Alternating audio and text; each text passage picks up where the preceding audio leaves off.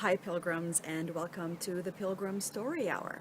And on this episode, I would like to share with you my story of love. Now, many of you who have read my book or read online a little bit more about me know that I am currently married to a pilgrim who walked from Rome to Jerusalem with me. His name is Alberto. But very few people actually really know the full details of how we actually met and how, in so many ways, it felt like it was a divinely inspired union and a connection that was meant to happen, that really the universe went to great lengths to bring us together. Now, when I walked my first Camino, this was back in 2001. I really was walking with only one intention, and that was really to figure out my own life. I really was not looking for any relationship outside of a relationship with my own self. I mean, I would honestly say that that particular Camino was my way of trying to figure myself out.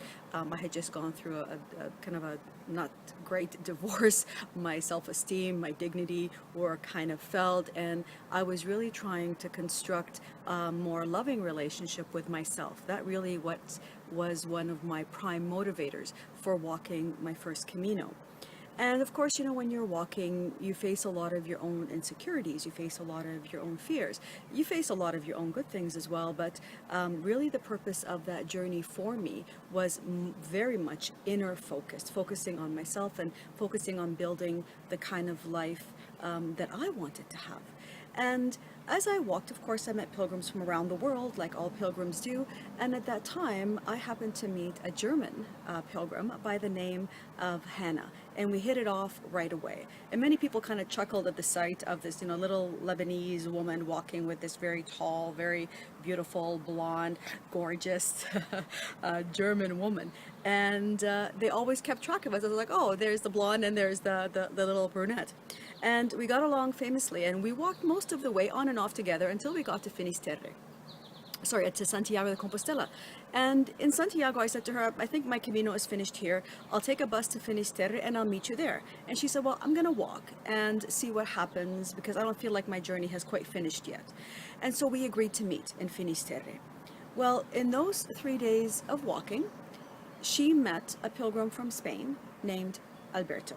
And they had a connection right away.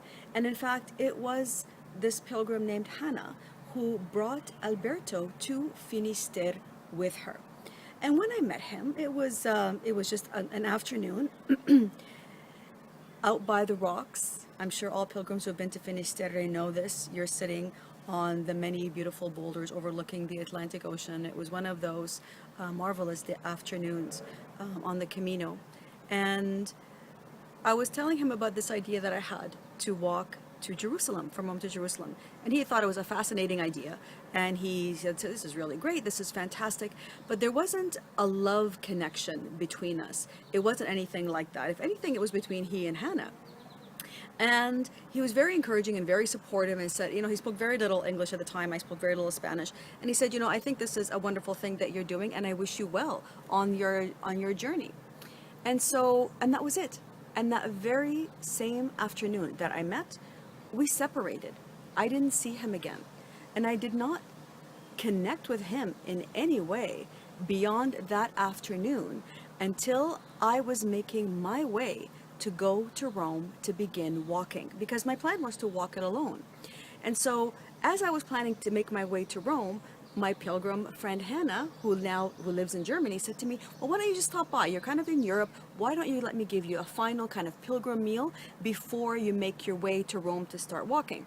And so I said, okay, well, I can do that. I was still in Europe, so let's do that. But when I stopped in Germany, when I went to her home in Bonn, Germany, little did I know that Alberto was there. She and Alberto had begun the relationship, which I had suspected in Finisterre. He had moved from Spain and he had been there about a month. They had just started kind of exploring their own relationship as a couple living in Germany. He got a job working in a restaurant. He was learning German. And my being there did not spark another love connection, as many people had assumed. There really was nothing between Alberto and I. Truly, to me, he was just another pilgrim, and I was just another pilgrim for him. But he was not only intrigued by this walk that I was about to embark on, this pilgrimage, but when I arrived in Germany, he felt as if the entire universe was speaking to him, saying to him, this is a path that you must explore. It had nothing to do with me personally. It had to do with this pilgrimage, walking this way of the soul from Rome to Jerusalem, because the signs and the omens and the synchronicities were pointing this way to be an important step in his personal spiritual journey. And of course, he told us, he told me, Hannah and I, he told us this over dinner one night. He said, I can't ignore the signs because they're pushing me to go walk with you. And you can imagine how distraught Hannah was at that time. I mean, here I was, I'm making my way to Rome. I stopped to have dinner. And the next thing you know, there's the possibility of another pilgrim walking with me. And I had not considered that at all. And so Hannah was distraught. Alberto himself was distraught. I mean, he was not, he felt very clear that the signs were saying to him, walk, but he didn't want to cause Hannah any pain. He did not want to hurt her.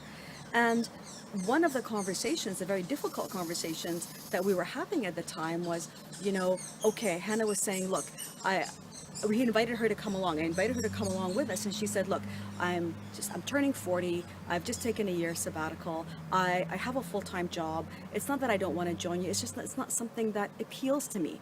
And besides, I'm ready to settle down. I mean, I'm ready to have kids. I've given up a lot. I've sacrificed a lot from my career to get to where I am. And now I just want to have a more traditional life. I would like to have a family.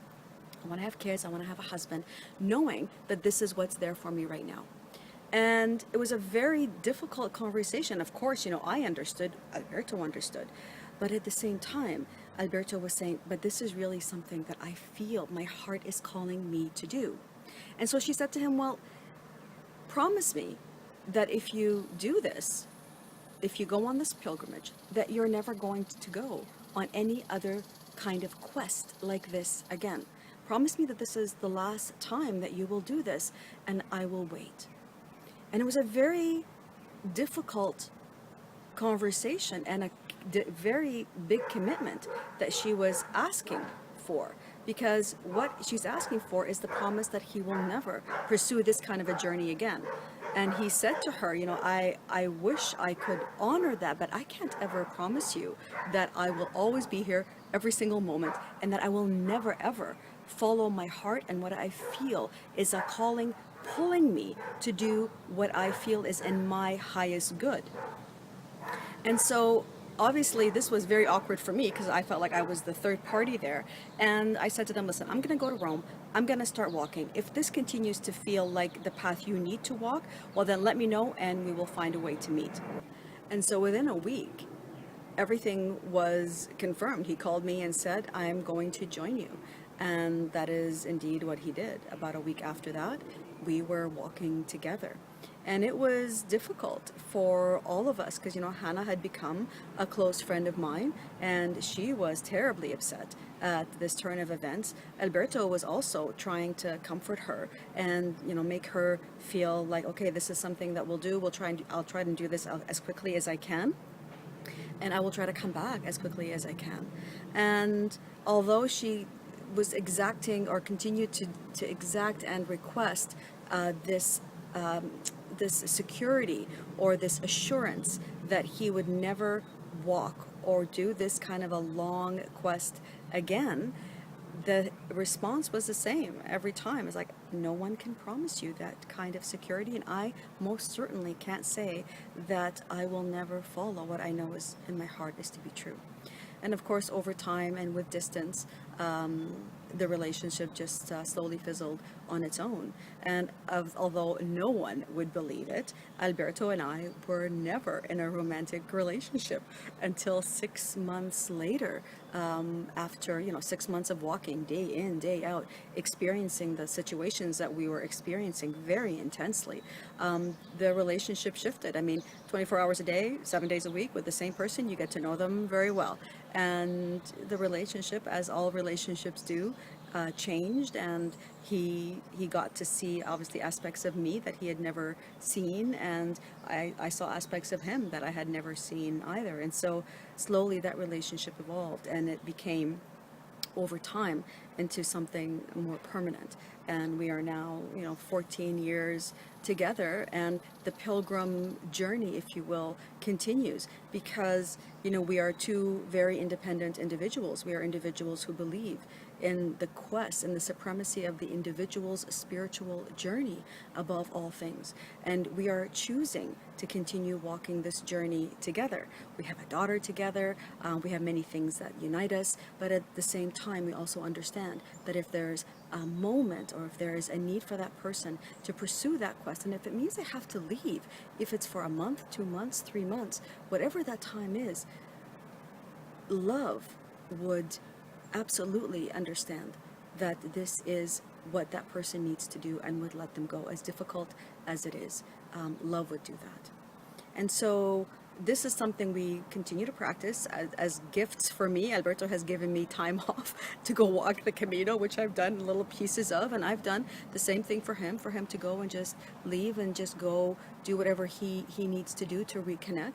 And I think that's part of this love story, and the pilgrim love story that's at play is, and what we have learned as pilgrim partners and as intimate partners who are walking this path together, is that yes, we share the path, yes, we walk together, but the real work in a loving relationship for us anyways is to try and honor the individual's path, even though we are sharing that road together. So in many ways, I found love when I wasn't looking for it. I found love in a way when I was looking for my own personal acceptance and developing a relationship of love with myself. And obviously in time, this definition of love that I had extended to include someone else who now shares my journey with me. Of course, that's Alberto, and it's extended to our daughter Silvana. And our definition of what love means continues to expand, and we continue to explore what love means in all of its facets. So I hope you've enjoyed my little story of love. If you'd like to learn more about me, as usual, I invite you to visit my website, which is walkingforpeace.com. And for the next little while on Instagram, I'm sharing daily stories and daily pictures from that 5,000 kilometer pilgrimage from Rome to Jerusalem. So I invite you to check it out there under Walking for Peace. Thanks again for tuning in to the Pilgrim Story Hour, and I hope to catch you next time. Buen Camino, pilgrims.